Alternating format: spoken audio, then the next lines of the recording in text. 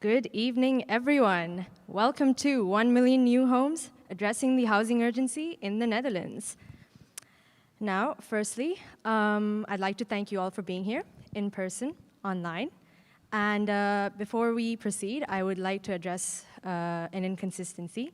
Today it is me standing here rather than my colleague Javier, and that is because actually Javier is moderating tonight. And so he will be joined by our esteemed guest. But before I get on to that, I would like to make a very quick announcement. So as you can see here in the Orange Room, we have this wonderful exhibition, and we will be having another exhibition on the 24th of March, and that is titled Data, Data, Data. Open call for exhibition entries are up, and if you are doing any projects and if you are relating to the use of data, the use of computational design, artificial intelligence in your designs and in your schemes, and if you are a staff member or student at the faculty, please feel free to send your project entries to expo-bk@tudelft.nl by the 4th of March 2022. So we welcome all your entries and we look forward to them. So without further ado, I'd like to introduce the event of tonight, 1 Million New Homes, Addressing the Housing Urgency in the Netherlands. Now, as I mentioned previously, we are being hosted today by Javier Arpa Fernández, who is normally here in my position, but and we have been joined tonight by a very wonderful guest list here, including Esther, Darinka, Reinout, Francesco, and Nathalie, and I will let Javier introduce them for you. Thank you. Thank you very much, Ifra, for doing the role that I usually do. It would have been a little bit awkward to move around like a clown in the stage, so thank you for saving me from doing that. Good evening, everybody, both at home and at the OCRA tonight. It is really a pleasure for me. I'm actually quite nervous because I never take this role. I always organize, and I like being in the background, but I'm putting people like Darinka here, but, but not doing this. So in any case, it's really a pleasure to be hosting and moderating this panel tonight with our guests. I will introduce tonight's topic. I will use some slides and I will try to provoke some ideas and opinions and reflections from the panel and later from the audience. Tonight we have here I'm going from left to right. Dick van Gameren is the dean of our faculty. You all know them, of course, and also partnered at Meccano. He used to be professor for dwelling in this faculty. That's how I got to know him before I entered here, because we were collaborating shortly on a publication on housing. Dick also appointed me curator of public programs here, so I thank him for letting me organize this and be moderating this here. Esther, we met, I think, 3 years ago before the pandemic in Amsterdam. You were back then the director of the planning at the city of Amsterdam, and right now you are director at BPD for the region Northwest, Bouwfonds Property Development. A property development, Bouwfonds, interested in affordable housing and sustainable construction, which are the key topics, or some of the key topics, I would say. To my left, we have the honor today of having Francesco Veenstra, also a former collaborator at Meccano. I think that it's at the end it's a small family. Yes. And nowadays the government architect, or Rijksbouwmeister. I don't know how do you exactly translate that into English. I don't use the term Rijksbouwmeister, but right. It's called Chief Government Architect. All right, Chief Government Architect in charge of this making decision or advising our government about how to organize or spatialize our intervention on the territory. To my right, I have Reinout. Reinout, sorry.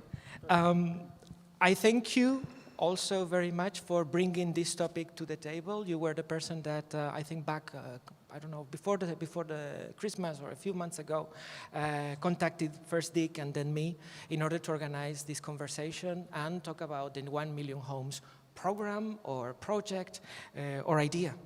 So Reinout Kleinhans is associate professor here at Delft in the urbanism department, and he has a special interest in urban regeneration. I think this is a topic we will talk about today. If we want to build new homes, I don't know if it's 1 million or less or more, we really need to think what to do, how do we regenerate or redo what we have already. So, thank you, Reinout. Then Nathalie de Vries. She is one of the co-founders of MVRDV, another big practice in the Netherlands and worldwide that I have the chance to know well because I also work for her partner, Vini Mas. She's not only a designer, but right now she's also the city architect of Groningen. So she also have, let's say, another role into making the city, as well as being a professor here at TU Delft of Public Buildings. So she also has a role in telling students how to behave, not behave, what to do next. behave sometimes, I would say, anyway. Finally, Darinka Czischke. I always pronounce your name very badly. I'm sorry about that.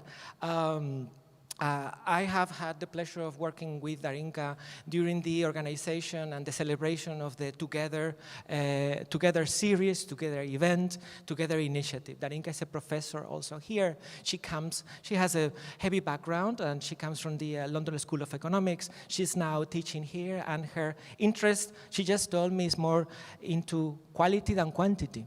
So I think this is something we should talk about today. It was anyway a pleasure to organize 3 BK talks during the fall, as well as an exhibition together with the Together team that she's now leading.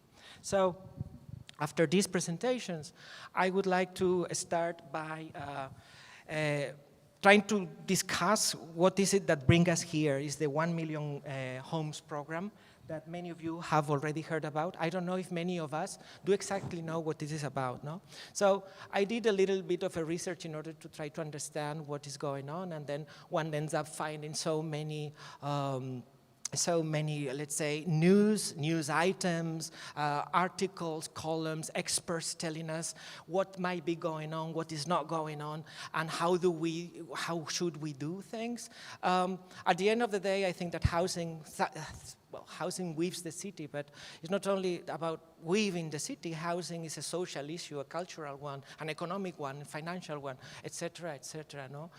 Housing is, in a way, part of our lives, or in a way, in most cases, a part of our life. But then we have to face that, no? This kind of graphs, and this kind of graphs which are extremely scary. No? This is the evolution of housing prices in the Netherlands, and what is really worrying or scary is that right part of the graph, no? Becoming almost vertical. What you see is that, for instance, in August 21, the housing price increase in 1 year was 17.6%. So, of course, that tackles, or that brings us here to say that there's indeed, or not, a housing crisis in the Netherlands. This is what we would like to discuss here today. Of course, I think what is important to say is that beyond the finance, what are the consequences of this housing crisis, no? Of these extreme high prices? Of course, soaring housing prices are not good for social cohesion. One starts reading about what is happening in places like Amsterdam, but not only Amsterdam. I would also say that this topic that we are discussing here affects many of our bigger cities. So as we see there, some professions cannot afford staying in places like Amsterdam, but it's the same happening in Paris, in Milan, or in Madrid, no? Where certain, let's say, social classes are being pulled out or taken out of living in the city, of the pleasure of living in the city, because they cannot afford it. How do we tackle that, no? Then there's the issue of young people. We are surrounded here of young people. How do students afford living in the city? Where can they live? Or how do you start a living when you are 30 years old and want to start being independent and have a family, or not, but just be yourself in the city? So my first question to the panelists here, and I would like you to please jump in, and I would like you to please disagree with me, between you, etc. You are more than welcome to do so. What is your version of what's going on? What is happening? What is your version? Nathalie. Well, I have several versions. I was actually thinking the 1 million topic, for example. That's for me already an intriguing question. Do we really need 1 million homes? I'm struggling with that. I do know we need more homes in the Netherlands, but I'm not so sure about the 1 million figure. And there seems to be also a sort of push behind it. Let's start fast and roll up the sleeves and start building and roll out the housing machines. But I'm not so sure about that, because I sometimes have the feeling we need to know maybe still more about what kind of houses are we actually needing and where. I also think there's a lot of focus now on homes, and we're already talking here on the couch with each other. Like, it's not just homes; it's a spatial planning issue we have in the Netherlands as well. We not only have to solve making more homes, but also make more sustainable homes, more affordable homes, but at the same time solve also spatial issues of growth, energy. And all these kind of things. So, and then as an architect, I just keep on talking until somebody interrupts. As an architect, I'm after 30 years of practice, I started with making affordable housing for housing corporations as a young architect. Then I got into a period of public-private partnership that was still quite nice, actually. So the difference between subsidized housing and commercial housing was not so visible. But nowadays I am mostly working for commercial parties, investors and developers. In a moment where they say, well, we need houses a lot, make them smaller please, because the building prices are rising, so let's shrink them, because nobody can afford to pay more, so let's shrink them. So I have the feeling I'm constantly working on studios. So somewhere between 45, 50 and 65, if you're lucky, homes, apartments. So frustrating. The house has become a product in my view. And with my other cap as a city architect, we have a challenge to build 20,000 homes. That's a given. But we want to build them in the inner city. Long processes. Long procedures, so it's frustrating that it takes a lot of time to get them built. And we also have now a manifestation in Groningen labeled Bouw Anders, built differently, because we also face a bit the problem that a lot of developments are very similar, row houses, or just the same type of apartment. And we want to provoke parties in the city with this manifestation to also develop housing co-operations, collective housing, think about different age groups in the city, to differentiate more. How can we get more differentiation in the housing? So this is also, it's a quite complex thing, and we're slowly starting to understand. This is also cooking and boiling already for decades now, so it's sort of, we're reaching a point now where it all comes together, one could say. It's very complex, and it's very, very difficult to understand what is exactly the cause of this problem in a country as the Netherlands. I mean, we have a huge tradition in social housing and so on, even in spatial planning. And then it's 2018 or 19, and we have this crisis. How come? What happened? And I think it's good to try to understand what is the cause of this problem before talking about solutions. Yes. And it's multi problem. I think when we go back to the last crisis in 2008, the big cities, they declared a building stop. So they didn't build in the cities, while the cities were still growing despite the crisis. For example, in Amsterdam, 10,000 people every year came living in Amsterdam, and there wasn't any building activity at all during the last crisis. Nowadays, we are still working on healing that crisis. So we are working, how do you call an inhaalslag? We are not at the same level yet, catching up. We are not at the same level yet as in 2008-9. So that's one thing. Another thing is our spatial planning system failed the last 5-10 years in appointing for the long-term plans and areas where we should build. So we have a lot of projects, but we don't have long-term vision on area or city development. So that's the second reason, I think. Then, of course, we have our global issues as the low interest. So it's very cheap to buy a house. And that means that a lot of people are very interested in buying houses as their savings. So the housing market became to get a capital market. And that's disruptive, because the housing market should be a public thing, and now it's a capital market where lots of money is going on with perverse aspects. So that's very dangerous. And then we have a system in the Netherlands, a tax system, which encourages having more homes, like people have, and renting that on other people, not on people who need it. We have fiscal things like the jubelton, that as parents you can give your children money to invest in a second house. So all these aspects together cause that the housing market is totally crazy at this moment. So only building will not be the solution. And of course we have to build, that's for sure, but not only building. I think you have to take measures on certain levels at the same time, on a national level.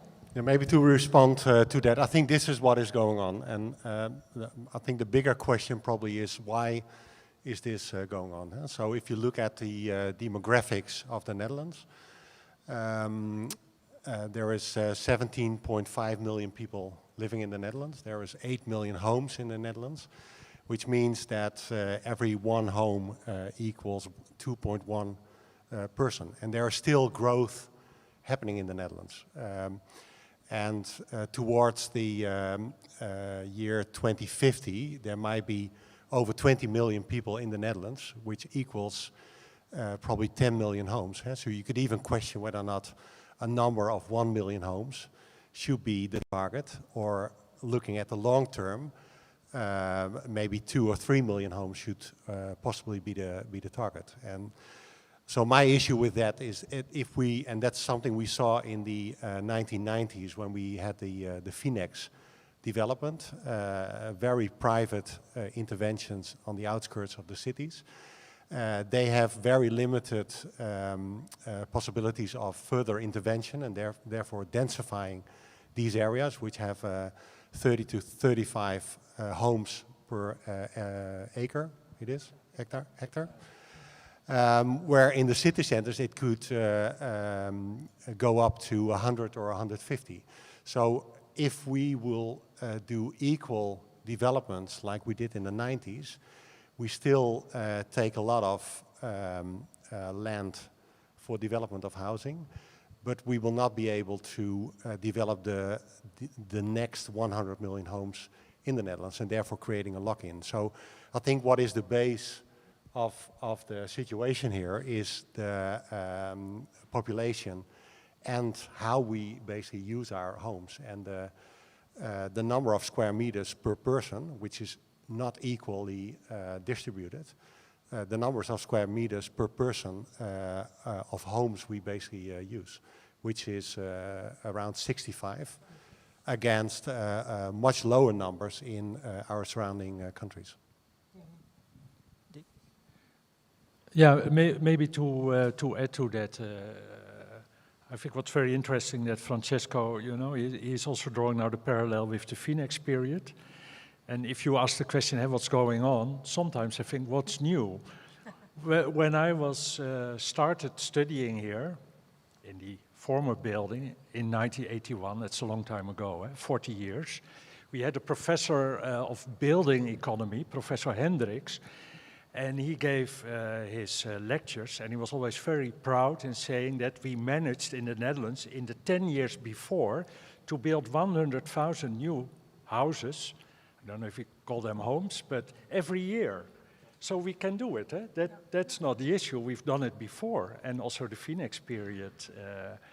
Of course, I think in the production, I think totally in the Phoenix, but that was not the only thing happening. It was also almost 1 million in 10 to 12 years. So what's new? The question is always there. Is there a crisis? There's always a housing crisis. Yeah. But you see, of course, the periods are very different. What is interesting of this period of the 70s is, now we say it was all about quantity, maybe not so much about quality. I don't know if that's exactly right, but what I think is amazing in that period, in the end, the average size of a house was 100 square meters, and now we are back, you know, to 50 square meters. So what's going on? So the question is right in the end. One of the things that the panelists on my left basically outlined a number of factors, but I think one big factor is missing, and I think that's a factor which is underlying these developments, and that's the political factor. One of the reasons that we are sitting in the current situation is that many of the developments are a result of political decisions made in the last 20 years.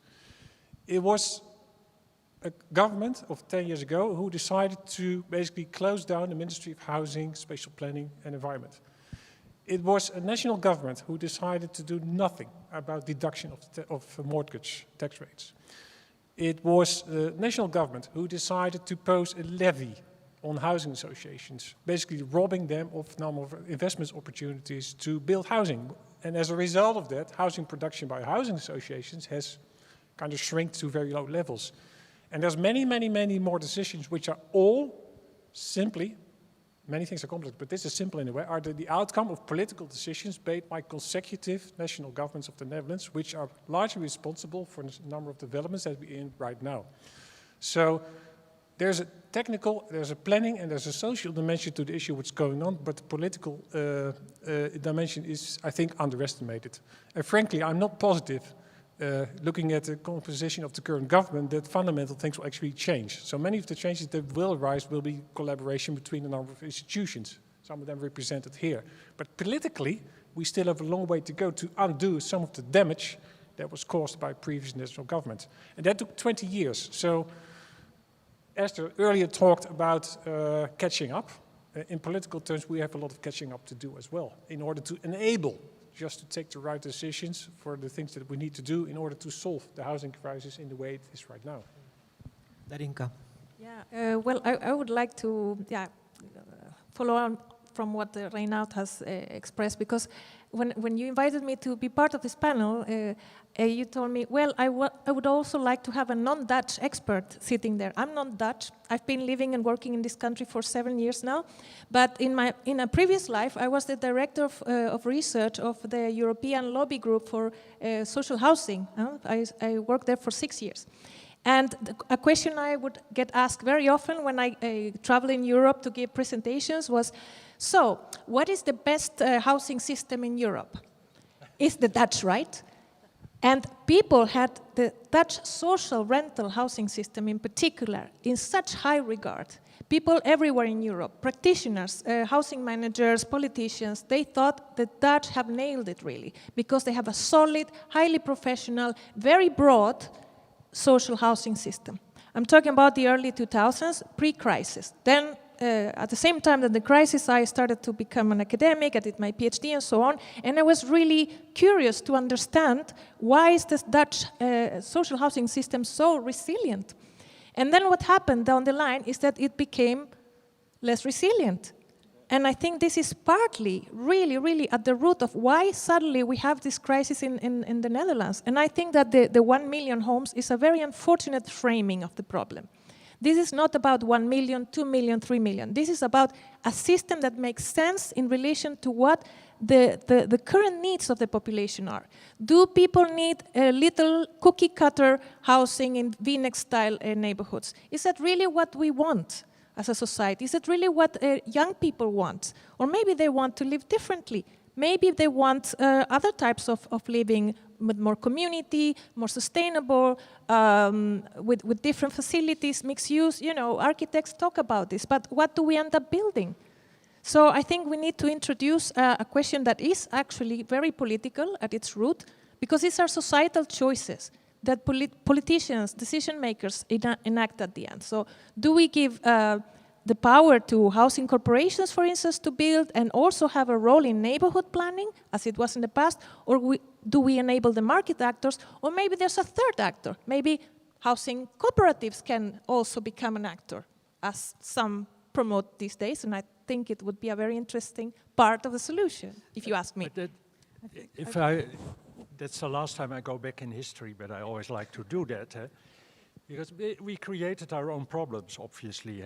And it was also a professor of this faculty, Karel Weber, you know, who built a lot of housing, social housing. And then, you know, with the neoliberal turn, he was also converted, like Saul on the road to Damascus.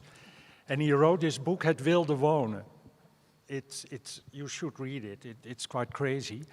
And it completely tries to, you know, completely destroy the Dutch legacy of the housing corporation, etc. It was state terror. It was terrible. People had to live in a house that was not designed by them, but by the state. And he said everybody has the right to build his own house. That was het wilde wonen. But that failed. But that was even in Parliament, you know. Adrie Duivenstein, he put in a, do you call it a motion, a motie, that within 5 years, at least 1/3 of the Dutch housing production had to be done by the individual resident. It never happened. Didn't work at all. But I think that was the beginning also of that the system started to collapse because we didn't believe in it anymore. Yeah, right. But that doesn't solve anything, but it's just, it happened. Interesting. I was yesterday evening in Arminius, same kind of discussion, housing crisis, and there were some social geographers there, including someone from the London School of Economics, David Madden, and Cody Hostenbach, and somebody from an action group from Rotterdam South, and they all said, well, it really already started, of course, in the 70s and the 80s, in the neoliberalist phase, when we started to promote individual home ownership, and indeed building your own home is the excessive form of it. So it is a lot about ideology and politics, and also, of course, coming from a very individualist period of time. I sometimes think maybe the Vinex is one of the most. Then the house really became a product. But what struck me also in a discussion I saw yesterday is that people explained the housing crisis is going on already for a long time for people who have very low income and are looking for a house. We have waiting lists for affordable homes of 8, 10, 12 years in the Netherlands, and it's been going on already for a long time. There's bad maintenance of housing as well. Now it has reached the middle class, and the opinion makers and the journalists and some of us, and now we're starting to talk about a crisis. But this is something that is had decades in the making. So we need to actually admit again to the fact that we want to bring back ideology, politics, etc. into home and neighborhood making. So yeah, it's not just markets, I think, but it's also political decisions and will that we need in the discussion. Okay, let's move forward, because I think that besides responding to what has happened, to what's going on, you have already revealed most of the conversation that we're going to keep having. I would like to move forward into the subject matter of tonight, and is that number, and why that number, etc., where does it come from? You have already said many things about it, no? But, well, I picked it from, of course, it's Financial Times, you know. It's the fabrication of the city is a political act, and this is something that you have already mentioned, and I keep telling my students. And then you find Financial Times, which is like the cathedral of capitalism, where you have ABN AMRO telling you that 1 million more homes need to be built. I really get lost with numbers, and I'm trying to give here my outside view of somebody who did actually suffer a huge speculation bubble, which is the reason why I ended up moving to the Netherlands, because there was no more job in Spain where I come from. So we are at risk. We are asking, Esther already mentioned, I think it was, you already mentioned that we have moved from renting to becoming homeowners, and that's probably one of the big dangers, no? And well, this is the risk in which we are. The Netherlands is one of the riskiest housing markets of any developed economies. This is something we need to be careful of. And when we are told we need to keep building, I don't know if 1, 2, or 10 million new homes, and in what way, no? So as I mentioned earlier, speculation is something that fascinates me enormously, because I suffered the results of a bubble burst. So I would like, I'm not here to say be careful, guys, because it happens everywhere, or it's been happening for many centuries. No, humankind tends to repeat the same mistakes, and speculation has moved from land to agriculture to building, and finally to urbanization. And this is something that we need to be very, very careful about. No? When I hear all this build message that we keep receiving, I just have these ideas come back to my mind, no? In the sense that urbanization has finally become the last finance product. I think somebody, also Esther, I think you mentioned earlier, no? That we are pushing our let's say, societies to buy and to make housing, which is probably more of a right than a product, to become just only a product, no? So I just want to remind us of what can happen when you build too much too quickly without actually knowing or what projections you are making. This is Madrid, and probably you have already seen these images before. And these are places that were started and were never ended because the housing bubble stopped. We were told that we needed to build millions of homes because those homes were so necessary that we had to build them. And I hear this today again. We need to build them, we need to build them, we need to build them. Should we put those projections into question? That's what I'm saying, because the result is that it's not only about destroying or transforming forever our territories, and we are talking not about homes, but our territorial planning. I think that's something somebody already also mentioned that, and how we move forward, no? Because these speculative bubbles move further. Not only when things don't go well in Europe, then you just move to Africa and start producing the same kind of products again and again. Who is going to live in those projects and these cities, no? But in any way, I think that building too much or planning too much, I don't know if that's the right term, it could be absurd, because these are the results of what can happen. And I would like to ask you here, if all these projections that we keep hearing do meet reality, do you think that we are making the right numbers? Where does that number come from? I have no idea, and I don't get it, so please let us know. I'm an ignorant Spaniard here tonight. Or is this the next bubble in the making? Who would, maybe a couple of examples. Yeah. So there's several studies and data sources which offer information about housing demand, especially projected housing demand. So one of them is something which is called the Housing Demand Survey, and I think one of the most recent data are, I think, from 2018. So that's actually before the Corona crisis. If you look at the data from that Housing Demand Survey, and these data are used by some of the proponents of these 1 million, people who say even more, that indeed points to large numbers of single-family dwellings. But there is one big issue with this Housing Demand Survey. This is called stated preference data. So it's asking people about what they would like. And you'll probably know that if you would ask anyone on the street what this housing situation would ideally be like in the Netherlands, the front door should be on the dam in Amsterdam, and the backyard should be looking out on a nice park. This is a bit of a caricature, of course, but in terms of stated preferences, what people would like, really would like, is often not possible for a number of reasons related to the household situation and their finance, but also what's actually available and other factors. So stated preference research is usually exaggerating projected demand. If you look at, for example, some of the models which are used by an agency which is called ABF, which is actually based here in Delft, you see smaller numbers, and they are also pointing towards different balance between apartments and single-family dwellings. And that's because they use different assumptions and different data. So this is one of the reasons behind the different numbers, which are flying around in the air. Different assumptions, different methods, stated versus revealed preference data or other types of data.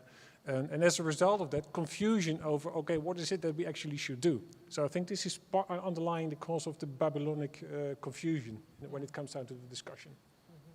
Babylonic confusion.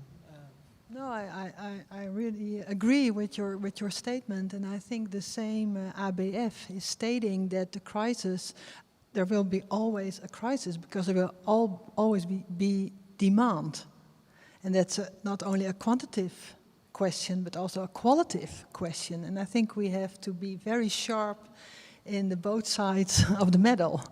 And lots of the figures are about a qualitative demand. And if you look at the recent figures of ABF, they state that within 10 years, a lot of our problems will be solved. Because the huge demand is in 3, 4, 5 cities in the Netherlands, 5% demand.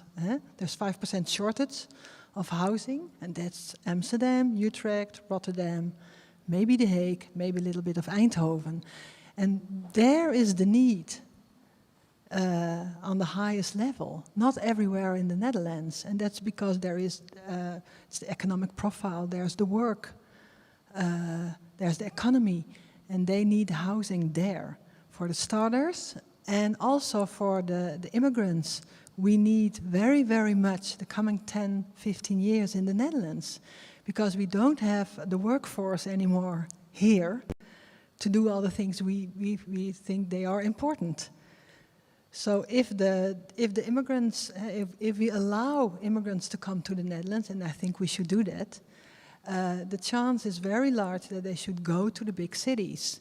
And there we need the housing the most for the workforce from outside.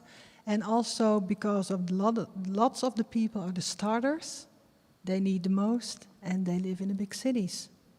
So if you look to the amounts, and so I think that's other part of the story of 1 million and 100,000 dwellings a year. It's political rhetoric. Yeah, also what Dick already mentioned, it's already happening for, if you actually looked at the figures of the CBS, so they have all the numbers from the start of the 20th century. What I find really, really interesting is that the population is growing by average 100,000 people a year in the Netherlands. So that's a very sort of steady growth, of course, with a few dips and spikes. But and what we also see, but that's actually the same point I made before, is that the number of people in every home is reducing. So there is actually a connection between those two cultural developments in the Netherlands. So I can imagine that the number of 1 million homes actually does relate to that cultural development and also growth of population. So to me, the question is more, what kind of homes do we actually need to build? And also, where should they land? So the focus currently is in the so-called Randstad metropole. I think about 85% of all the homes, so equaling, well, I think the political number at the moment is 900,000. So it's about 700,000 homes to land in cities like Amsterdam, The Hague, Utrecht, Rotterdam, and also Eindhoven.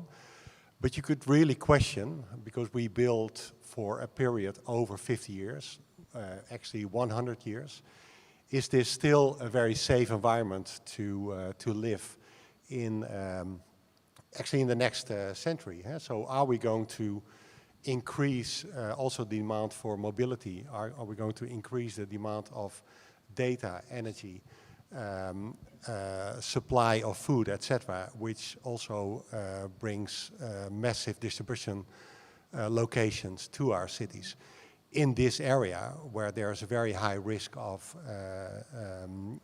reduction of quality of biodiversity, also the sinking of the ground and also the rising of the water levels, which means that the amount of investment we need to do every year, and actually that works as an interest rate, that we need to do to keep our land dry and to actually pump the water behind the dunes, will exceed to a point where we definitely cannot afford that anymore. And that point might be in 150 years from now. It could also be already starting 50 years from now. So what kind of houses we build and where we actually do it, and how our cultural demographics will change towards the future, I think those are the ingredients where we should have a discussion about. That discussion is coming. But before we go into where and quality, I would like you to let me know if you agree with these numbers. Not the numbers, but do we believe these projections? And I have, Reinout already mentioned that these projections need to be taken with care, and I think Darinka wants to add something on that. Just very briefly, I will not comment on the exact numbers because that's not my field. I don't calculate the numbers, luckily. but I think that if you look behind the number, you will see that it's a qualified number, meaning the people who are in need of housing is not the homeowners who are already in the system, right? Because their houses are appreciating and eventually they will move to another house, they will downsize, whatever. It's not the people who are in social housing because they have security of tenure. It's the people in the middle. So this 1 million or whatever the number is, it's very targeted in a way. So that's where you need to zoom in terms of policies or actions. I think you need to really unravel what is behind the number. For whom do we need to build housing? What price range do we need to build housing for? And when the question of where, are these people who are economically active? Then we need to bring them to the cities. So again, in an international context, this crisis is nothing specifically Dutch. You see in every capital of Europe, you have exactly the same problems. So for far much longer, Paris, London, everyone knows that cities are expensive. And this is where the local policy comes in. You need to subsidize, you need to regulate. There's no other way. The market alone won't provide for these people. So we go back to politics. And I think, these people are growing. So I think the middle group you are basically talking about is substantially growing also towards the future. And so also part of the discussion should be what does it really mean, affordability? And so there are people at the moment spending over 50% of their income on housing in like ridiculous homes, whereas you also see basically maybe I cannot speak for all of us, but maybe our generation who maybe spent less than 20% because we already paid off half of the mortgage. So it's completely unequal how not only the housing system works, but the entire social system works, and not only in the Netherlands, but I think here we have the standard to stand up against the system and actually to make a change. Yeah, looking at it from the perspective of the city of Groningen, there is actually a real problem there. We know for a fact there's too long waiting lists for affordable homes.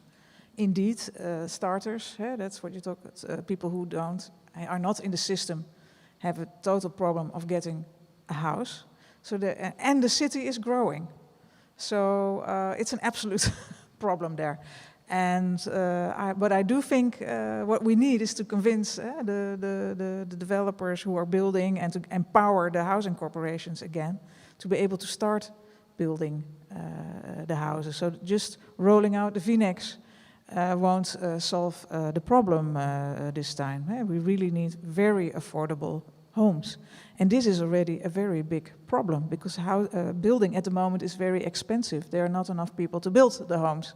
The energy price is rising, and we still even have a lot of people who have a home, but with ridiculous bad insulation, for example. So the quality of homes has to improve as well. So I think rather than, I'd say ignore that number, but there's a lot of entities and organizations and government situations where you can sort of identify exactly what is going on and what is needed. Eh? So if you skip the sort of abstractness of these numbers, but focus a bit more on the knowledge you actually have, I think you can start tomorrow. With but building then the we are right back homes in to right the place. political discussion It's a political Reinout decision. mentioned. Yeah. Because if you accept that cities are always expensive, but we need a lot of people in the cities, then you have to subsidize in the system, and then you have to reintroduce the housing corporations again and make them vital and powerful, because the last 10 years we are so focused on ownership of housing instead of renting a house.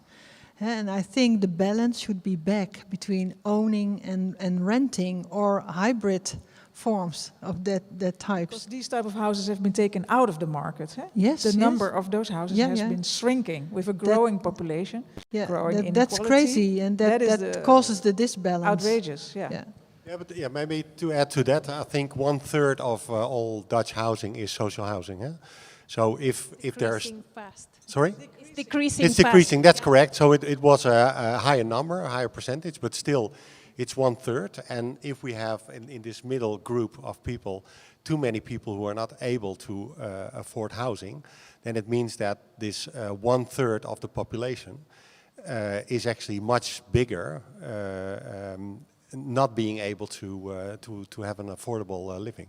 So the discussion then should be about also what should be the percentage of the total. Or changing the rules for what your income should be when you are allowed to live in a social housing or not. I think that's a quite easy step to change the income categories and social housing or the free market. This is the thing, because now the talk of the town is about something which is called middenhuur, middle range rents. And every city is talking about it. And what always strikes me is that if you talk to some alderman, for example, the alderman of Rotterdam, when he talks about middle range rent, he talks about 1,100 euros, which I think is total bollocks.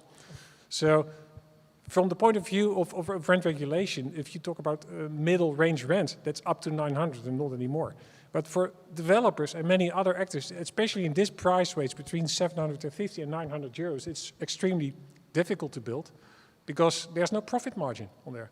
So you need to be a very good talker to convince a developer to develop in that price range, where that's actually the part where the demand is biggest. And I agree with you, part of the solution would be to, like actually a situation that we came from with the social rented housing sector, which used to be a sector where you could have a low income but also middle income, and you could move within, you could make a housing career within the social rented sector. This is something that we lost after probably during the 1990s, after the bruteringsoperatie, the grossing and balancing operation, that's the proper translation. That's what we lost. And because then we could have mobility within the social rented sector. And as a result of that, the step towards owner occupation wasn't as big as it is right now. So we have to repair the system, because the mobility is... So the part of the solution is, just very shortly, to increase the social rented housing sector. Increase. We have been decreasing this sector for more than 20 years, but one of the solutions to this housing crisis is to increase this sector, to expand it both on the very cheap side, but also on the top side in the more expensive price range, so that there is mobility possible anymore, in order to bridge the gap between the owner-occupied sector. If I may, let me. You are already replying to to questions that are coming, which is I love. So let's just do this. Let's just move to the. Just keep talking. I think a lot of this is about politics. So be aware of how you vote. I saw yesterday that in Rotterdam they have made a kind of STEM. Voting advice, looking especially at these kind of aspects for the communal elections. check out the programs, I'd say. But another thing, as designers, before everybody's checking out here, as designers we can help, I think. Because even if you only want to build 500,000 houses or 700 or I don't know, we still need to get engaged as designers again with industrialized building, for example. Because that's now really, you know, housing as a product or as a commodity. Let's figure out ways how we can help to develop these products to build fast and good. Are you positive about industrial?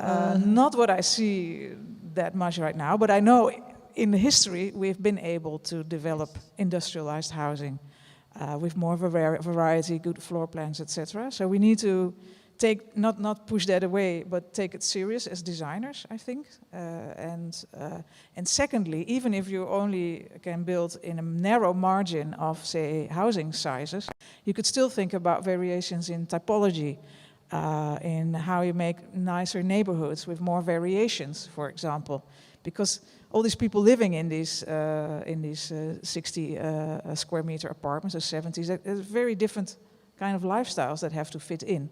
Or even if the demographics are changing, as you are suggesting, what on earth can we do with all these houses in 20 years from now, when maybe we have other, can they be transformed again? So that's a huge task for us as designers, I'd say, to engage in these things and think about it already when you have commissions to design homes as well. Yeah, I think it would be great that designers and all those concept builders or industrial systems would join, because I think a lot of new creativity is needed very much, and not only on the architectural level, but also in urban planning, because the relation between system buildings and urban planning is also very weak, because you are building rows of houses. And I think that's really a challenge for designers to commit on that question. What do you think, Francesco? Well, I was thinking about, because there is at least 3 people who actually were or are still working at Meccano. So Meccano started in the 1980s. I think 1984, and started from a student housing project.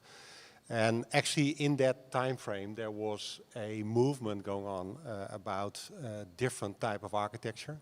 I think the phrase was, can it also be beautiful? Which was the response to the 1980s, early 1980s, late 1970s architecture. And so in that time frame there were also more spin-offs, also like MVRDV. Of course, OMA was already there with a lot of spin-offs, and I think that time frame, through architecture, through designers, helped to reimagining architecture in the Netherlands, and that might also be necessary at the moment. Maybe that's quite a bold statement, but as architects at the moment, we are really part of the system. And so we are all, we all have practices also here, or some of us, and we are all working on similar kind of projects where actually 60 square meter is already quite a big apartment. So I'm actually working on apartments of 25 or 30 square meters, which we are allowed to call a home. And you can really question if that is the quality also towards the future that we want to achieve. Now maybe, and I'm addressing Esther, maybe in one of your previous capacities, working for the city of Amsterdam. I was recently invited to show the dilemmas we have for, it's a tender, that's the way how in Amsterdam, you know, new housing is tendered, so developers can, you know, enroll to make a bid, both with a design and a financial bid. And they asked me to be in the jury because they said, well, this is very difficult. It's in the Sluisbuurt, Zeeburger Eiland, and it's a project and it has to be affordable. So apartments that I think the maximum price is like 325, 330,000. €10,000 a square meter. Yeah, so, and we want it to be innovative, it has to be circular, it has to be everything, of course, and I understand that. All the ambitions are great, but then we already know these will be apartments of 30 square meters. So how can they be innovative? Because it's just one room, you know, with a bathroom and a kitchen, that's it. So I said, I don't know what I have to do. And what you see now, so hardly any developer joined the tender. So there were, in the end, the jury still has to start, but I think it will be an easy job because we will probably have only 2 or 3 projects to choose from. And if I have to, you know, give points for the innovative aspect, well, they will probably all 0. Yeah. So it, yeah. Yeah, and This so is that also, is the quality this is also politics. Yeah. Because if there is one developer you can find, you can say as a city, okay, I'm happy. There's always somebody who's crazy enough to pay this and makes a business case out of it.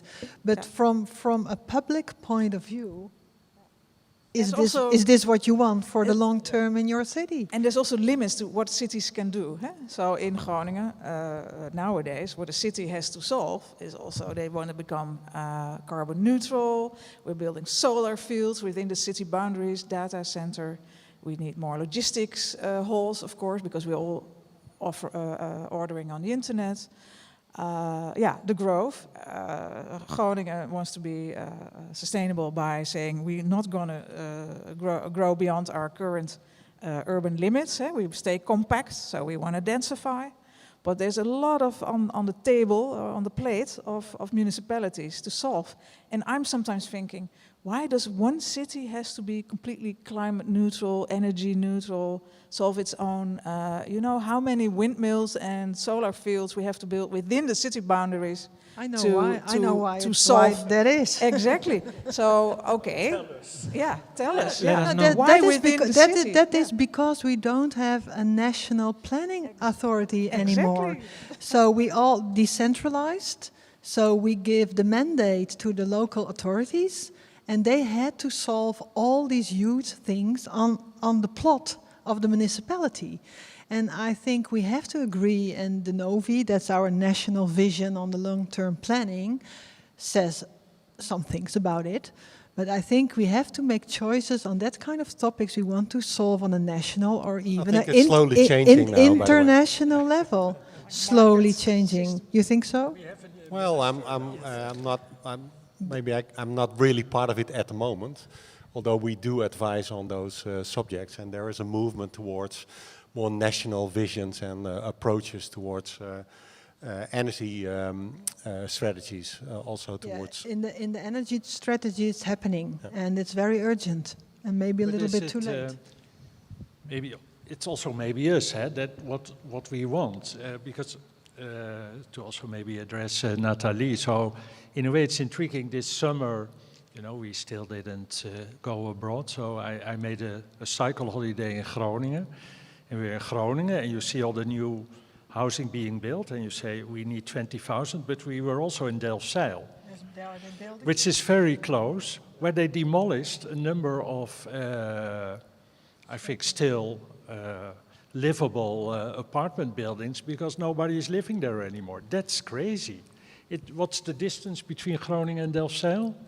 Half an hour. But now they're building again in Delfzijl. But do you... Sorry, I grew up in Groningen, and you basically can't live in Groningen without a car. So their public transport system does not support this. Actually, the city of Groningen, starting to look at Francesco, wants a better train connection to the Randstad, even moving on to Germany. And then we can start to talk about transit-oriented developments. And then, indeed, one could start to think about along the stations. Then you can even live live in Amsterdam and work in Groningen, or vice versa, all live in Groningen and work in Amsterdam. But so you're right, but you're also not right, because the public transport system in Groningen, in the province, would not allow to do this. So you saw again last week the highest and the lowest housing prices in the Netherlands. On the borders in Groningen and Limburg and Zeeland, the provinces, the housing prices are very low.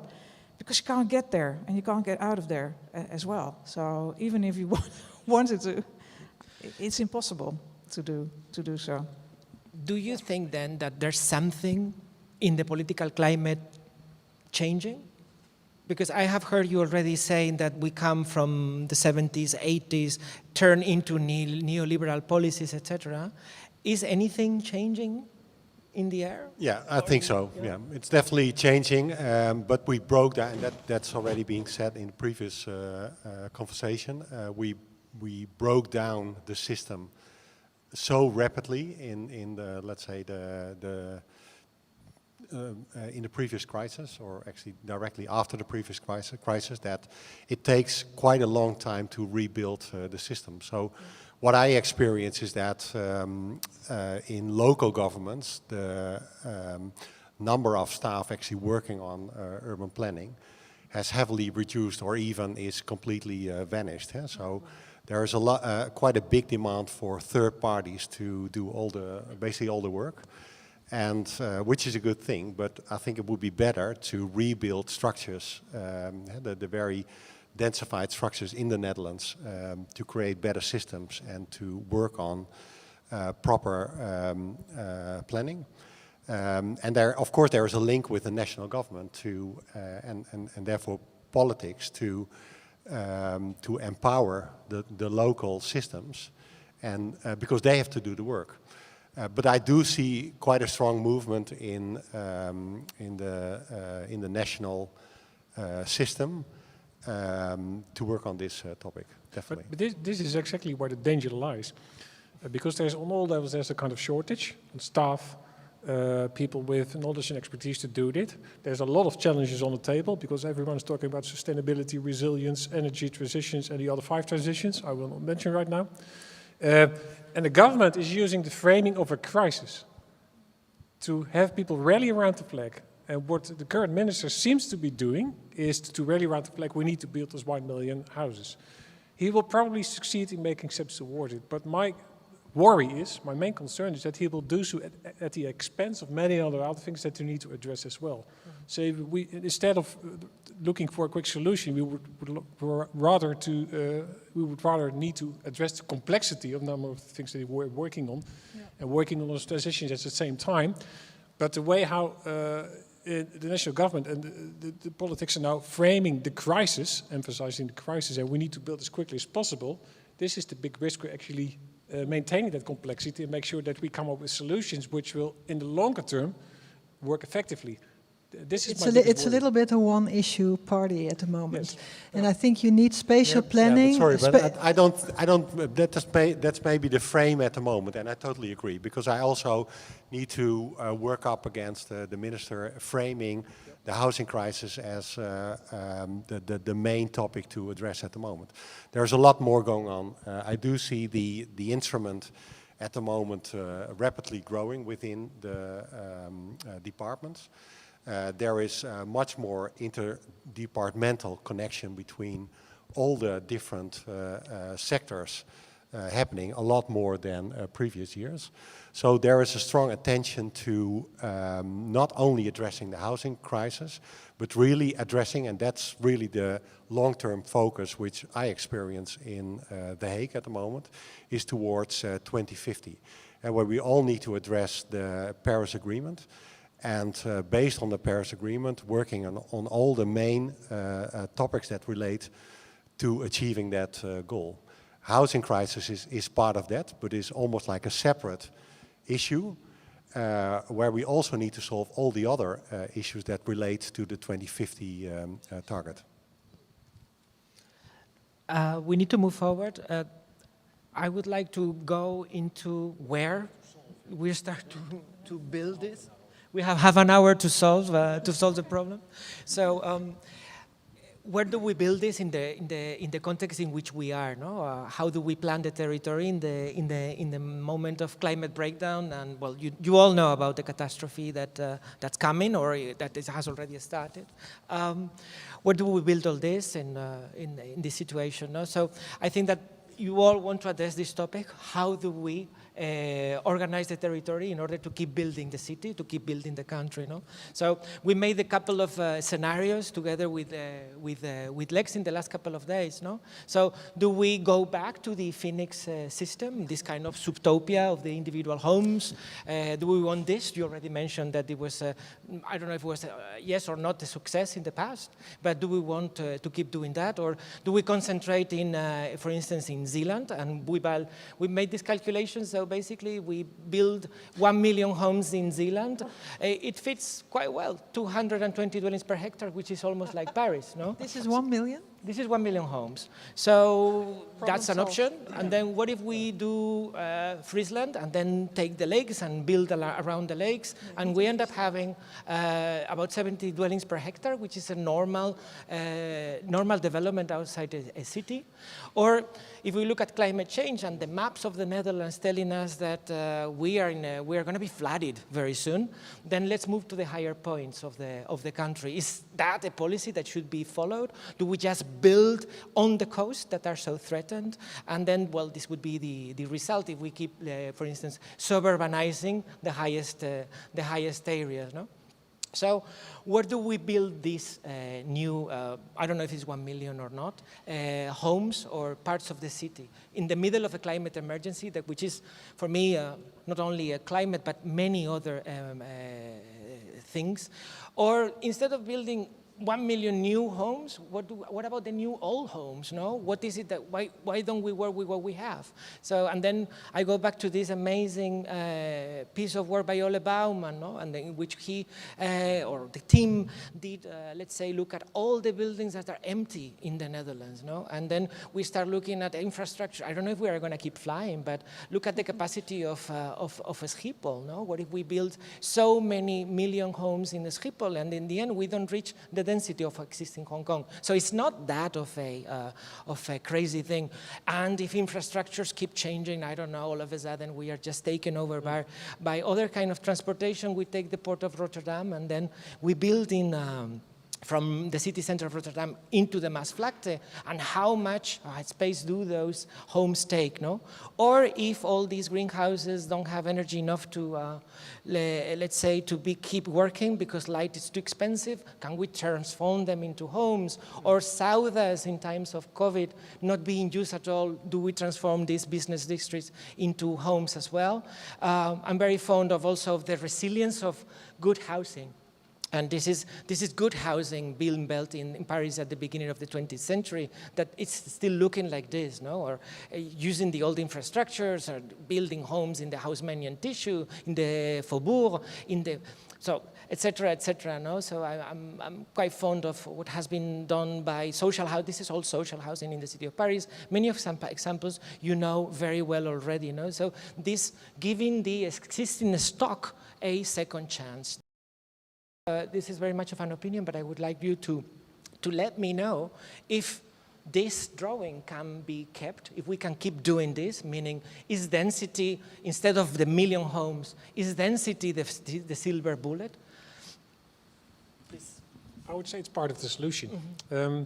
When it comes down to the existing stock, there's actually an interesting study which is done by an architectural firm called KAW, who was looking mostly to the post-war areas in the Netherlands. So these were the areas that were built between, say, the 1950s and 1960s until the 1970s, with a lot of apartment buildings from, say, 4 to 6 stories. There's many of those areas, also on the edges of the larger cities, actually.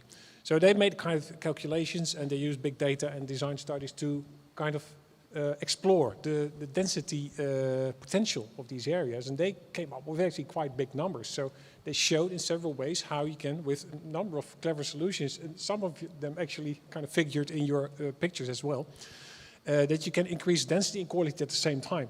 Because one of the big advantages of using those existing structures is that you use existing infrastructure, existing services, and other social infrastructures, and where you actually start to densify in a proper environment already. So it has a lot of advantages, and there's potential. So, and don't pin me down on numbers, but you could probably realize several hundreds of thousands of dwellings in these type of areas. So that would maybe not the silver bullet, but it would be a bullet that you would like to have in your pocket to solve the problem, I think. And it's also a political choice. So in Groningen, it is decided we stay within our current boundaries and we accept densification within those boundaries. So that choice has been made because it's the quality of the current city, the 15-minute walks and cycle distances, all these things are appreciated. So it's an active choice, and the consequences are indeed that we also have to look at good quality mid-rise and high-rise, not just making row houses anymore, but different typologies. So it's a choice. I totally agree, and it can be done. Because we are so focused now on building new areas and housing, but I think we should focus at the same time at the existing urban areas, especially the post-war areas. There is a lot of space and there is a lot to do, a lot of social problems. And we need a lot of creativity of urbanists and architects to densifying and changing the system there. So I hope, and I think you and the other advisors are busy with it, isn't it? With revitalizing of the post-war neighborhoods. Yeah, so that's the KAW report is actually a very good read also for you guys here. But what it sort of proves is that it's quite easy to achieve nearly 1 million new built homes in the existing 1950s, 60s, 70s neighborhoods. And of course, how you do it, that's the next step, and that's where we need architects, urban planners to do that. Yeah. Sorry?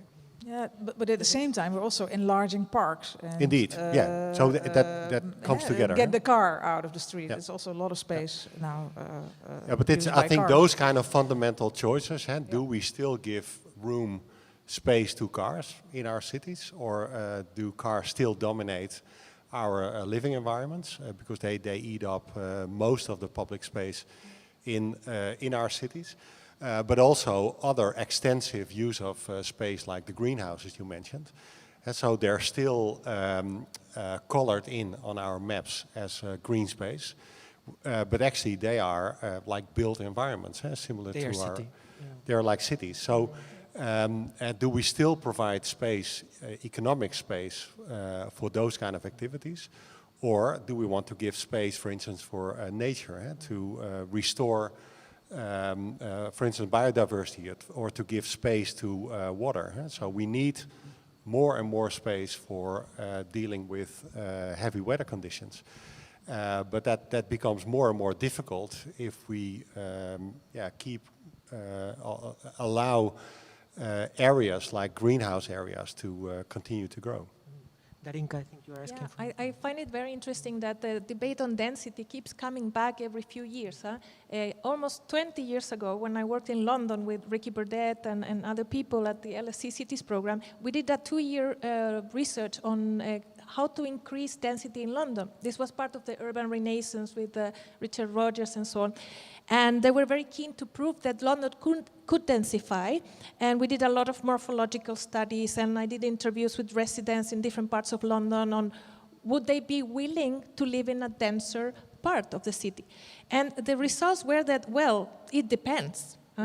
And this ties in with what Nathalie was saying about is political. I would add it's very cultural. You know, people don't like to have a, it's subjective. People usually, in theory, they say, yes, it's a good thing. But then if you put a multi-story building in front of them, they don't like it. You know, they like to live in their low-rise little house with a garden, right? So this is something that often I see that designers are very good at imagining how wonderful it would be to have denser areas.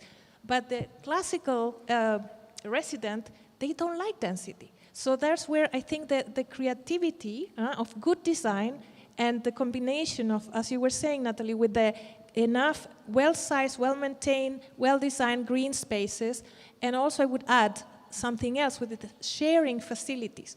This is something that is becoming also more and more of a trend in cities like Zurich and Vienna and Berlin, thinking about, okay, we need to reduce our private space, but maybe we can share a number of common facilities.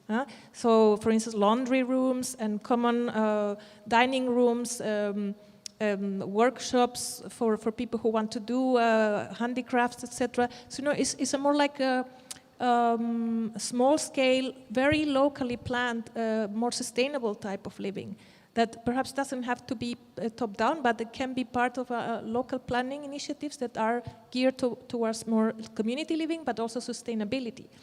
So it depends basically how you present density to residents, I would say. And designers have a big role to play in that, I think. Yeah. Indeed, I agree, and I don't want to give my opinion, but indeed I think it's very easy to say the city of the future, the city should be dense, and then of course you have in front the citizenship. And the citizenship many, many times want to live in a villa, and this is what they aspire for. So how do we actually make that differently? You just mentioned the word top-down, and I would like to go further into top-down, bottom-up discussion. This is something that is a current or let's say a more recent discussion. I think that we all have had a very top-down approach to things in the conversation today. We are talking about politics to change. It's a political question, and what they do to us, something like that. So I think probably it's the moment in which we need to look at housing in a different way. And I have for many, many years studied housing from a very, I confess, from a very top-down point of view. I have looked at housing I've been working with morphology, with density, with numbers, with issues. And then I have always also the impression that I have also taught at architecture schools on housing from a kind of a top-down way, looking at these numbers and then trying to students understand how to build, again, housing or collective housing from a very top-down approach. No? And it's only recently, and I confess, only recently, that one starts understanding that we need to take the user a lot more into account, no? And how do we do that, no? And what are the, let's say, the new examples or other examples that, let's say, deviate from what we have been speaking about, no? I have the impression that I've been showing you all these, let's say, I would say almost Chinese way of taking the territory with those orange towers that I was showing you earlier. Let's do it in Schiphol, let's do it on Zealand, let's do it here, let's do it there, no? I confess myself being a little bit too Chinese, with all due respect, too top-down when it comes to planning. And then one starts looking at these topics, no? And one starts visiting these kind of places that some of you know very, very well. This is a cooperative housing, no? And how do we actually move from this kind of very politicized or political top into more, let's say, other ways of sharing the laundry room or the meeting rooms and deciding how is it the house that we want to build. So I would like you to please let us know what are other modes of building the city, not only housing, building the city, but that have to do not with the top-down, but with the bottom-up approach. Will that help making better cities? And it's not only about practice, but do we need to stress that kind of housing construction also in faculties of architecture or design, no? Which is where we are. I open. I think, for example, that example that you show, I think that's built on a former, it's on top of a tram or streetcar. No, well, anyway, a lot of these initiatives are also often on locations that regular developers don't see. Huh? And it has something to do with the price of land. I also built in a collective once, and we built in an industrial area, for example, lower price of land. So to be able to do that, I think we have to, you have to support corporations by giving them for a lower price an opportunity to build somewhere. Huh? So it starts with cutting out some of the cost and market things. So it still needs some top-down intervention. I guess, again, it's a choice to allow in certain areas for cooperatives, for example, to build. And another thing is, I believe actually that even in mass housing, you can still think about the user. Come on, so Can't we design in other ways so that maybe the house is not completely finished or that things can transform over time? If we start to think about circular and demountable building, what maybe parts of it can be, but a lot of people also don't have time, money, or whatever possibilities to do this. So it doesn't. It is a interesting artistic, maybe 5 or 10% of the total solution. So it adds to the diversity, but it's not the solution. I'd say. Well, as an approach, I think Darinka was pointing at the process element. And when I look, for example, at, which is part of my specialization at the faculty, is when I look at something what we call urban restructuring, which has been going on in the last 20 years in those post-war areas. One of the big problems is that it has been, in 99 out of 100 times, it has been experienced as too top-down. So it was housing associations, local authority and project developers, which dwellings were to be demolished, which one were going to be new constructed, in which price categories, etc., etc., etc. There are, however, examples of that type of development which have a more bottom-up nature. So where the decision is not made in advance of we're going to demolish something, but we're going to redevelop it. But in terms of the process, we go really together with residents decide on, okay, what is it that we want to end up and how are we going to organize that? The classical argument against that way of working, which is always put upon the scene, is that it's going to take too long time. My response to that argument would be is that what you see now is that many projects are delayed as a result of resident opposition, which also takes time. So my hypothesis would be that in terms of time, lead time of those two approaches, the current top-down approach versus the one which is more bottom-up, they will be roughly equal. So I think when it comes down to redeveloping some part of the existing housing stock, where you may or may not be able to densify, that is an approach which I think could be clever from a social point of view, but also from a sustainable point of view and a process point of view. And it also, when it comes down to redeveloping certain locations which may not be on the eyes of certain actors as well. So I think there is merit in there to actually do that, but that means giving away power. At least that's the way how it's felt by, I think, project developers and also local authorities. Fear of losing power. We also have the experience that if we do not work together with people or neglect participation, we delay our projects. Because then, in the process of asking for permits, then we have a lot of cases in which people do not agree with our plans, and it ends up in court or whatever.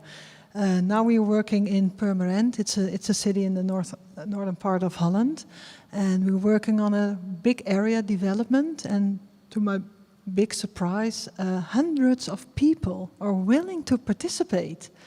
So we organize evenings, and 300-400 people share the meetings, and they really want to think together with us and Staatsbosbeheer and the local authorities about what kind of neighborhood are we going to create here. And that's really very serious, and it surprised me. And there is a lot of energy, and people feel very committed to involve in these plans. So I seriously believe in participation and working together.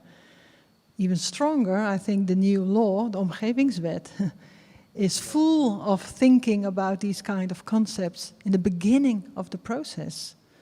So we have to, because the people want to. Yeah, but I think the involvement is something different than, there's a lot of people who don't want to live so closely to their neighborhoods. So it will be a solution for a smaller group. I think it would be good that there will be more offerings in our cities for those typologies, because it also does create diversity.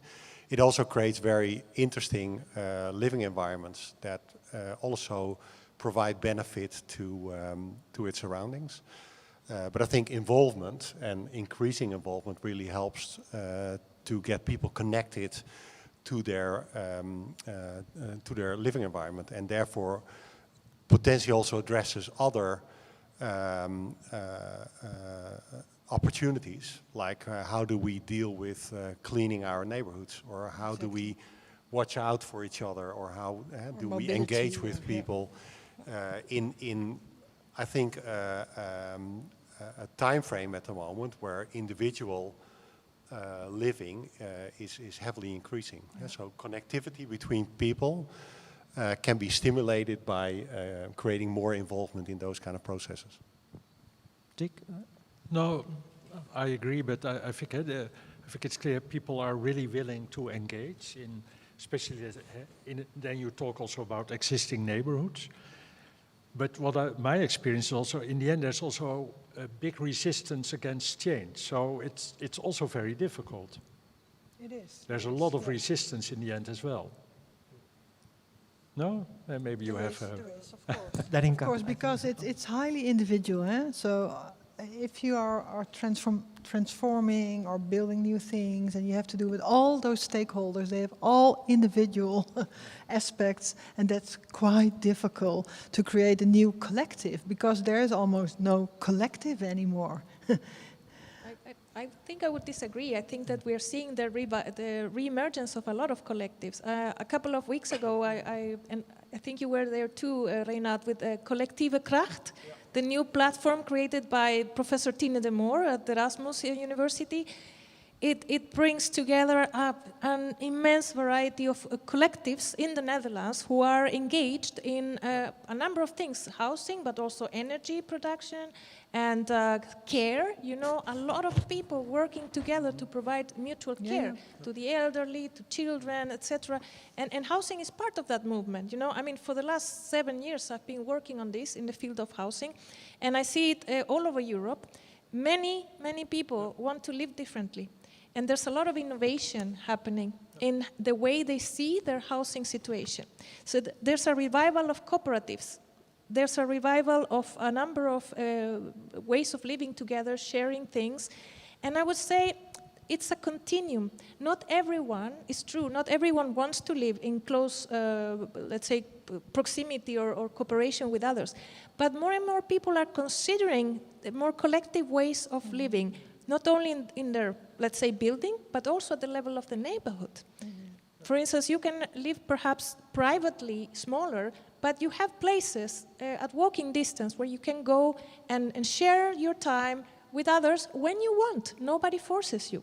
So this is really changing the way that planners in cities like Zurich, Vienna, I mentioned before, Berlin, they are starting to look differently at neighborhood planning and housing provision. And I think this is a big opportunity to solve many of the other crises. The elderly, you know, the care crisis, inequality, integration. Many of these projects, for instance, work with people who are ethnic minorities or refugees, and they pair them with other people who are willing to live with them and help them to integrate in society. And I could go on, you know. So we have evidence, and with my research group, we're collecting hopefully more quantitative evidence, not only case studies, to show that this is happening more and more. And I personally believe this can be a source of innovation at the system level. So institutional providers can also operate in more collaborative ways along this spectrum, from very close community to more general participation or involvement in decision making. So it doesn't have to be either or. And there's two types of change, psychologically, and that makes a fundamental difference. So one way is change where indeed people were, that someone else tells you that the situation needs to change. And that's the situation where, for example, a housing association will tell their rents that there needs to go to be demolished. Then there's a change process, but it's forced upon you. It makes a hell of a difference with the process of change in which you decide collectively with a number of actors, we're going to do something, we're going to regenerate or change the situation, what we're going to do together. And we're not sure yet about the outcome. But it's not someone who's determining the ultimate outcome already in advance. And this is also about language. You mentioned the term participation, which I find highly problematic, because it implies that someone else is setting the stage and setting the boundaries in a very strict way already. And at a certain point, people come in and participate in something which is already partly predetermined. This is also one of the issues, I think, with the new environmental law, because although it favors participation, it doesn't give sufficient legal and also process guarantees that it will actually be a fair way of involvement by, for example, commonly the weakest party, for example, the residents. So it matters a lot. The starting point of the process makes a hell of a difference in terms of how the change is experienced. And of course, when in terms of a collaborative development, then all the people know that change is going to be difficult, but you have to make tough decisions, you have to cut costs, and you have to do all kinds of things that you don't like, and not everyone wants to be aboard. But ultimately, the decision to do something was made together and was not made by someone else. And I believe that makes a hell of a difference in these types of processes. I think it's also, let's get a bit negative now again, maybe. I'm always wondering how many houses now are already being made without people like us or participation or architects being involved. Eh? So a lot of housing corporations give a commission direct to a contractor who rolls out a standard product.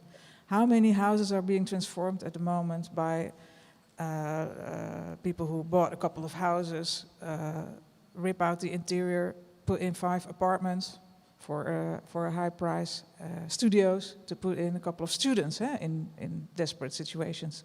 So yeah, there's also a lot of other things already going on. We talk here about what we can solve and what we can arrange, but so there's also that already ongoing.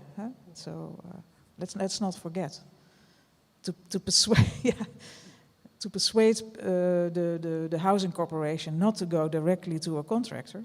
He says, "Yeah, well, I need a fixed price. I'm sorry, I want to build it as fast as possible, etc. What I need architecture for, participation, whatever. These things are also already happening." So I'm not 100% sure to what extent. So the numbers, I don't know the numbers behind this, but how to what degree are we still in control actually of what's happening? Would be a question I have. I don't know. So it would not surprise me that if for every house that will be built, we actually will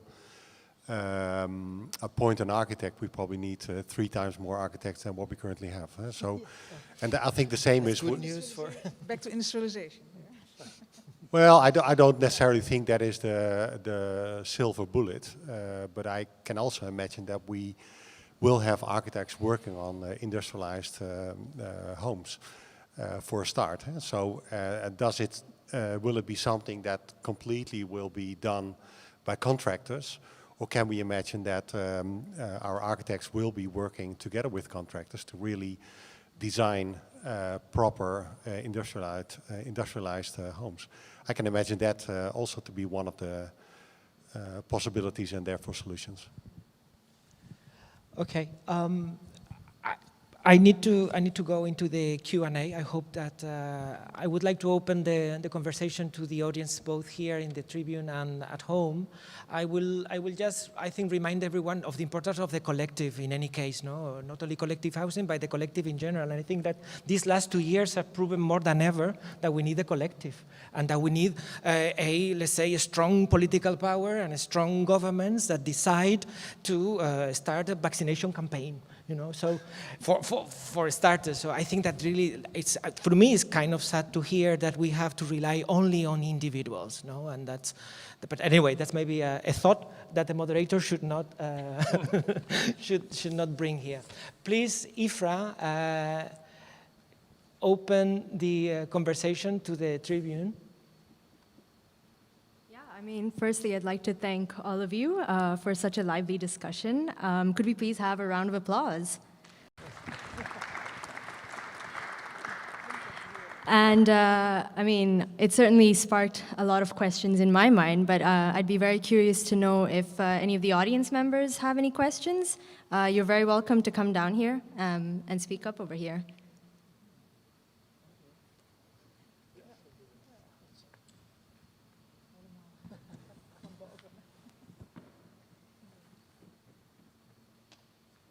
Yes, thank you for your nice words and comments on the questions. My question would be, is there a particular role you see in agglomeration effects of growing cities? So people sort of clumping together, becoming more creative, more productive because of that. Also playing a big role in this sort of housing crisis. Because if people want to live together, to become more creative, to work together and be more productive in that way, this might also play a big role in the amount of housing we would need, and this trend can also develop in our growing cities, and that might become a problem, but we still want to be creative and productive. I guess the question would be, how can we solve this?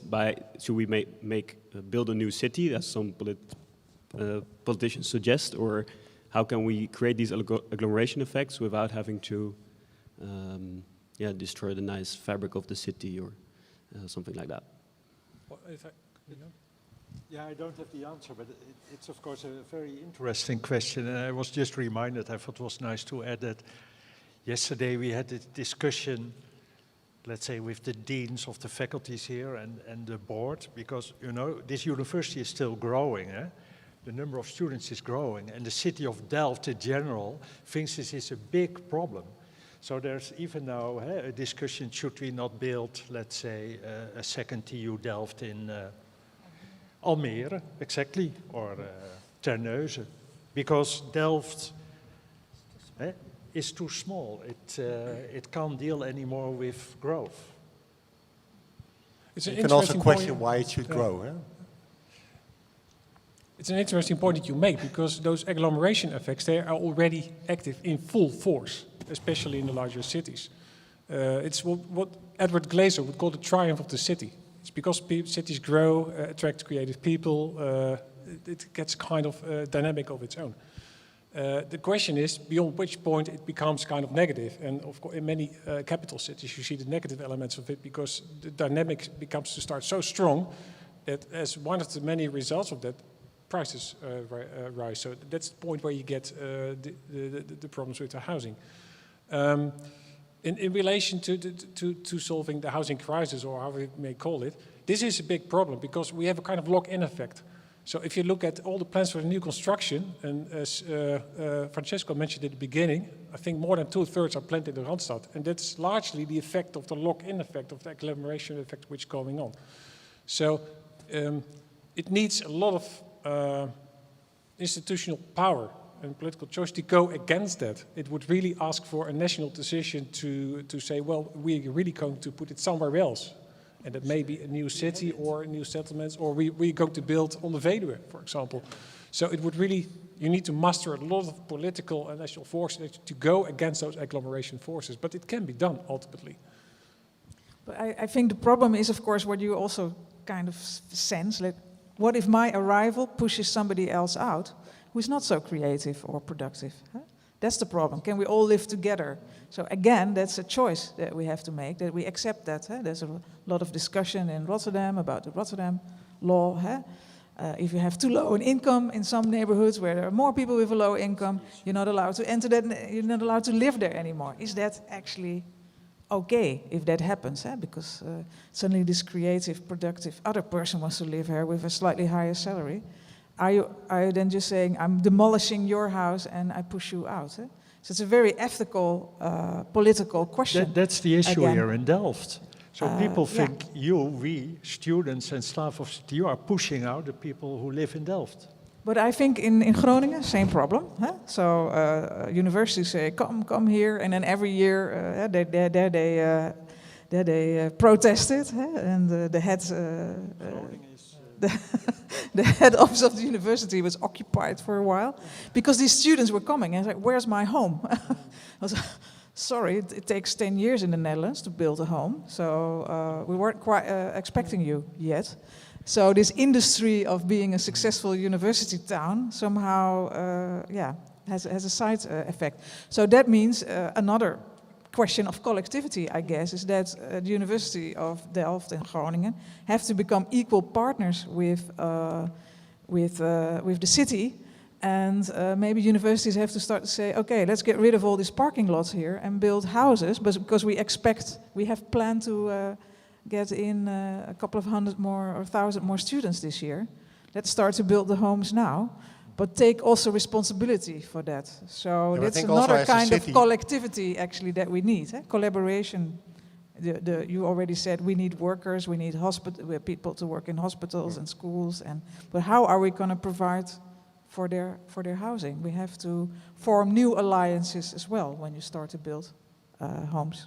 I think as a city you also need to discuss what is the balance. So because well, not only how many more students, but because to my opinion, universities are part of the economic system. So I worked for over 10 years in the UK, and even, well, in the UK it's even I would say even worse, because bringing students and increasing the capacity of universities have a huge impact on cities. And you could even question, why is there this demand for growth in our research and education departments in our cities.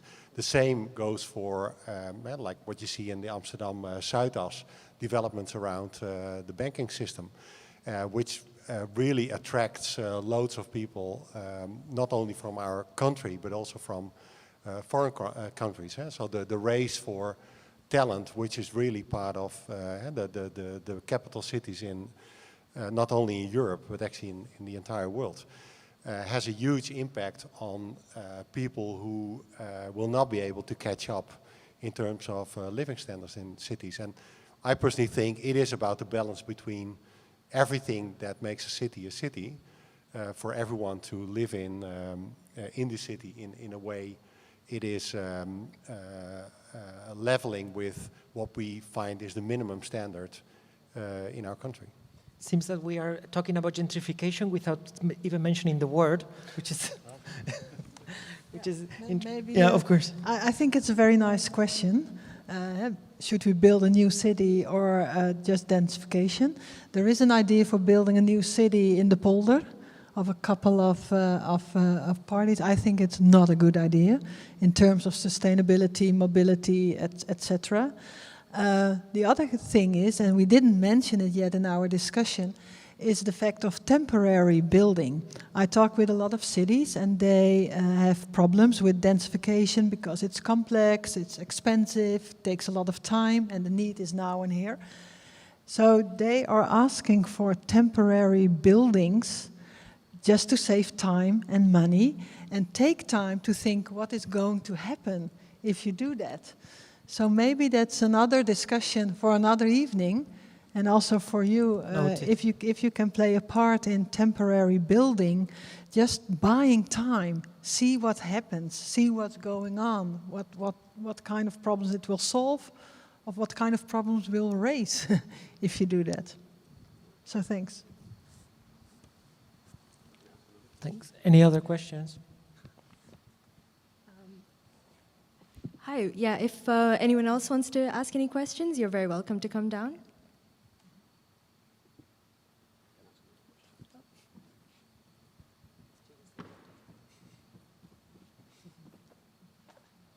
Hello. Thank you for your ideas and comments. It was very inspirational.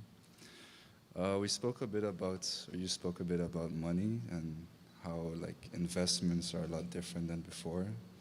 That we now have to spend 50% of our income on our house.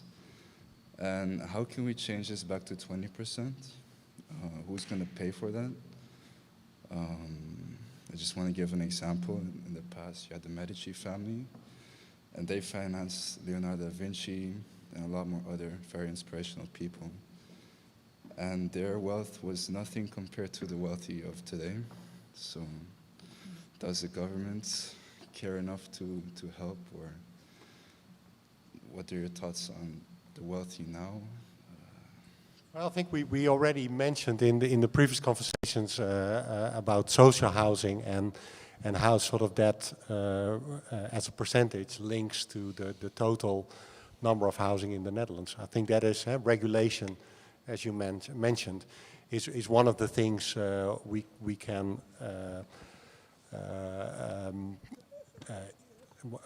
that we can redevelop or create sort of the modern version of that towards the future. That could be a way of reducing the amount of income you basically spend on your homes. That's one thing. The other thing, a couple of weeks ago, I was in a discussion with the banking industry in the Netherlands. They have very strict rules with regard to financing the housing system in the Netherlands, not only for individuals, but also for developers and investors. So if you take a 30-year time span to pay off the investment, or if you take a 60-year time span, which better relates to the lifespan of a home, it has a huge impact on affordability. So there's more than only like state interventions. I think that is part of the solution. I think the financial system that relates to the housing prices is also part of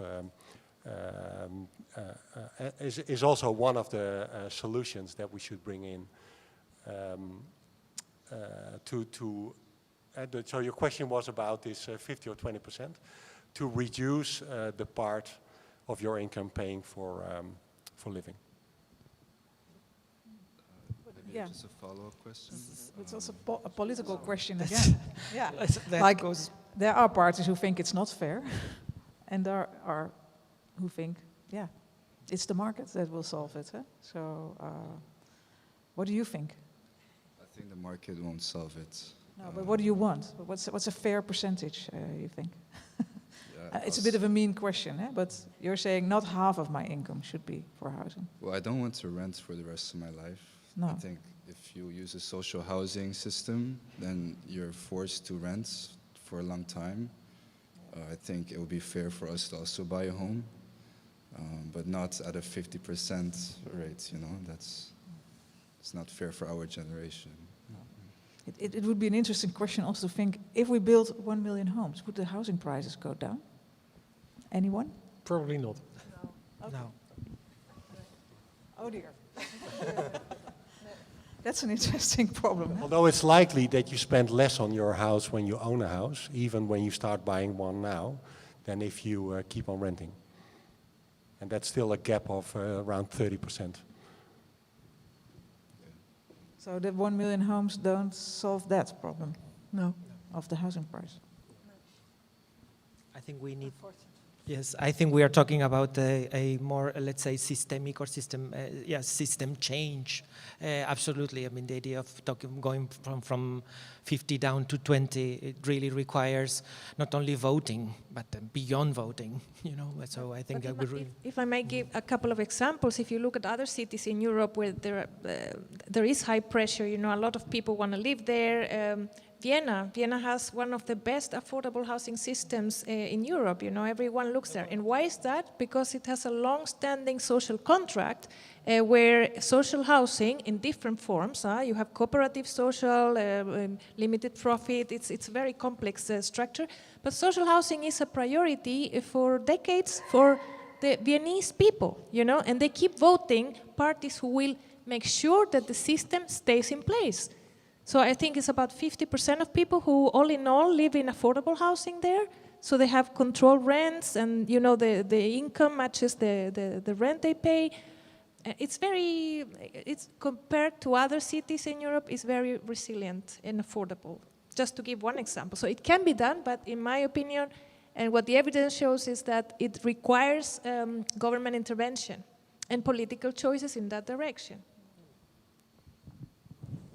Yeah, so homeowners have a different interest, and I think the group of homeowners in the Netherlands has grown to a size where it sort of overgrows the other group, and that is has also been made effective in the political climate in the Netherlands, and that sort of accelerates. Huh? So there really needs to be a system change, and the question is, will it come through politics or will it come through something else, so through society, because if the gap will further increase, it will be even more difficult to catch up. Somebody. Thank you very much for that question. We have, I think, time for one last question. Hello. I wonder if that is the case, because to keep up the housing prices after the crisis, we have seen an influx of landlordism and foreign investors. And I mean, my generation is renting. And like Reinout said, the gap is very big. And I also share his pessimistic political position that we don't see the government change very soon. So we will end up with a generation that will have very different interests from the governing parties. So I think you all, and also, anybody that is, trying to influence the coalition, I mean, they better know that it has to be affordable at some point, or else, right? I mean, otherwise, we won't sit around and paying 60% rent for the rest of our lives. I mean, and not to glorify home ownership, I don't think that is the way to go. We shouldn't all aspire to own a home, but I mean, the politics here should shift dramatically, because the violence of paying these percentages of your income in rent, I mean, is brute violence on your life. And I mean, talking about housing cooperations, for the other man of Rotterdam, that means home ownership still. I mean, you have to really live in a parallel world from our world to think that way, yeah? So I'd like you to reflect maybe on like the more radical things like expropriation of landlords, for example, maybe. Well, we now start to see the very first beginnings of steps which may, for example, curb landlordism. For example, new regulations where basically when you buy property into cities, you are not allowed to rent it out anymore. And that might be one strategy to try to curb the power of foreign investments. But like with many of the other things that we discussed earlier, this process has already been going on for a long time, partly thanks to former Minister Stef Blok. I may mention his name. He's not the only one to blame, but he was the one who laid out the red carpet for Blackstone and other parties to come to the Netherlands and do this kind of practice.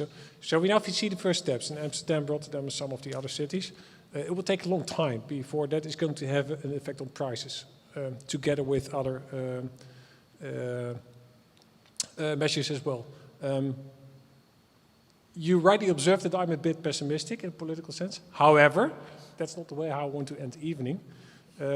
You probably know, you probably have been in one of them, those housing protests. So what we now are witnessing currently is the rise of a societal uproar, which is unprecedented. I think the last time we've seen something like that was during the coronation of Beatrix, or maybe even earlier. So that's long before you were born, actually. So we see societal uproar. Now, this boils up, and at a certain point, and I don't know when, I cannot make a prediction, at a certain point this is going to have a political effect.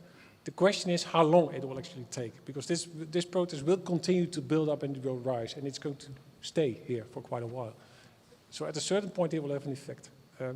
I don't know how long that's going to take, but I think that we're going to see some political changes there as well. But it may be 3 years, 5 years, hopefully not. But we will actually get there, I think, but it takes time. Can I add something? I also believe that political change is pushed by societal pressure. You know, if the protests were key, I think. I would imagine there was a relation between having now a housing minister and having this uproar, happening.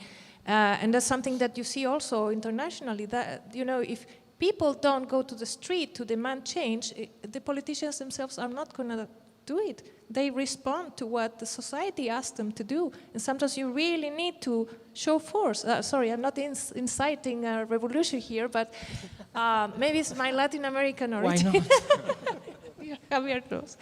No, but seriously, I think it does have an effect. Huh?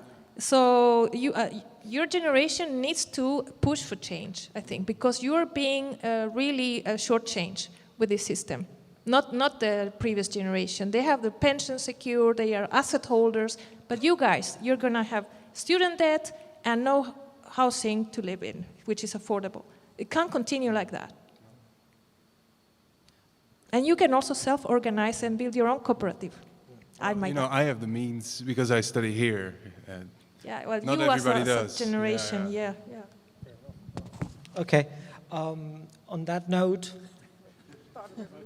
hopefully what is the end of lockdown and coronavirus measures. I'd like to let you know that our next event is on the 10th of March at 6 p.m. here, and it is titled Disseminate, Present and Future Practices of Editorials and Dissemination in Design. So I invite you all to join in person, online, and we hope to see you soon. Thank you.